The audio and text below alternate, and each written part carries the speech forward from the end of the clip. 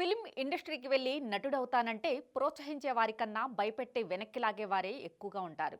అందులో తల్లిదండ్రులైతే కొడుకు జీవితం ఏమైపోతుందోనన్న ఆందోళన కనిపిస్తుంది.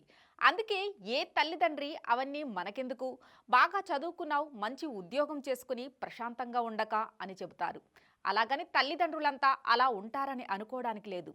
పూరి జగన్నాథ్ తల్లిదండ్రులు కూడా అలా అనుకుని ఉంటే అతడు ఇండస్ట్రీని ఏలేవాడా? అంతమంది హీరోలను తీర్చిదిద్దేవాడా? లెజెండరీ నటుడు అమితాబ్ బచ్చన్ని డైరెక్ట్ చేయగలిగేవారా? కొన్ని ధర్మం ప్రకారం అలా జరిగిపోతాయి అంతే.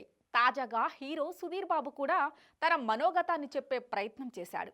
ఆయన హీరోగా నటించిన మా నాన్న సూపర్ హీరో ప్రచార కార్యక్రమంలో భాగంగా తండ్రితో ఎదురైన కొన్ని సంఘటనల గురించి రివీల్ చేశారు. తండ్రి కొడుకుల అనుబంధాన్ని ఆధారం చేసుకుని సినిమా కావడంతో వ్యక్తిగతంగానూ సుధీర్ బాబుకి సినిమా కనెక్ట్ అయింది. సినీ పరిశ్రమకు నేను వెళ్తానని చెప్పినప్పుడు మా నాన్న గుండె ముక్కలైంది.